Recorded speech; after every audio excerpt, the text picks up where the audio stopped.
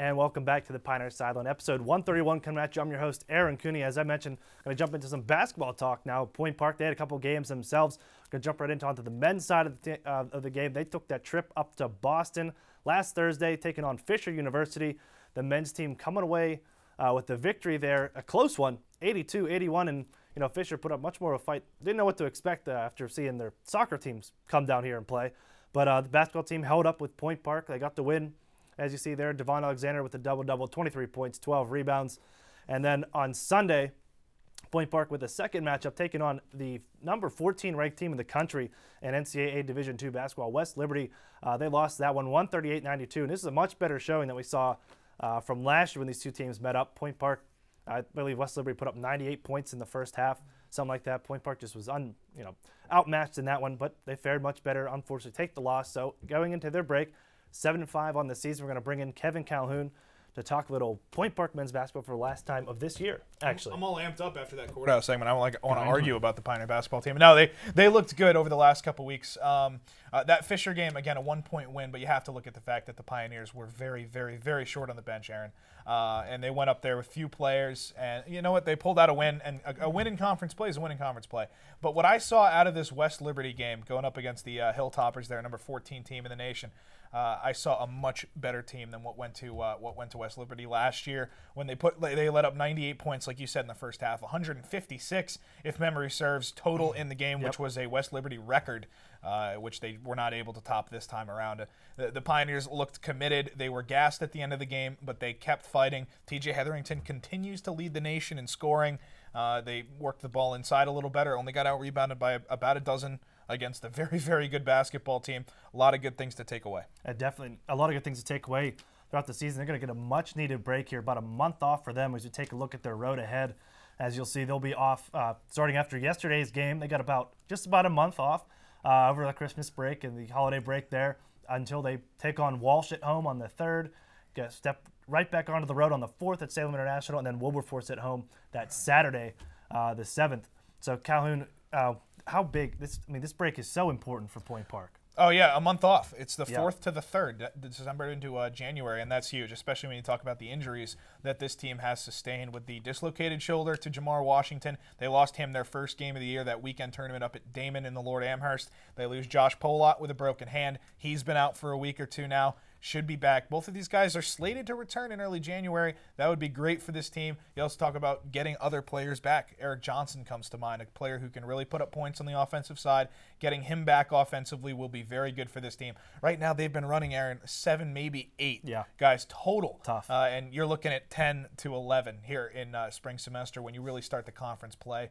Playing Walsh is going to be a good measuring stick for this basketball team. They're coming out of break. Walsh, technically a conference team, can't go to the playoffs.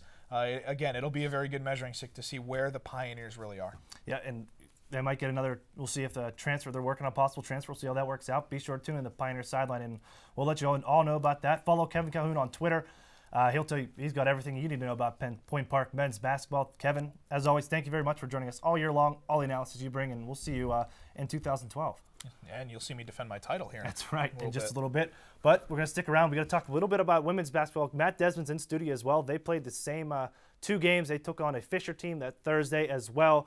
Point Park making the trip up to Boston to take on Fisher University. They got the win, a much bigger win, as you see, an 80-56 win. Point Park moves up to 5-3.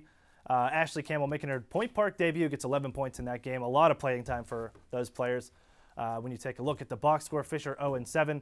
They also had another game on Saturday taking on Rio Grande after Point Park, one of the only teams to beat Rio Grande. Those 2 losses that they have in the season, Point Park drops at 77-67. But Austin with 23 points, Savitsky with 20 points coming off the bench, and Matt, we'll call it the halfway point. What have you seen from this Point Park team that's really impressed you and what things they can work on?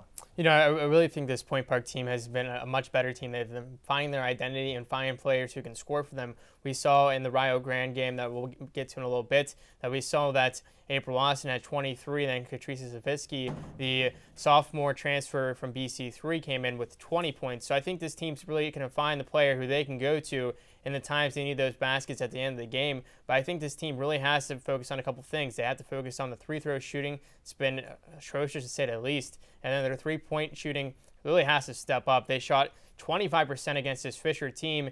And Fisher's not an opponent that you can just you can go in there and score a lot of points, but this is also a game where you guys need to practice your fundamentals and really progress as a program. And I think that's where they really need to work on.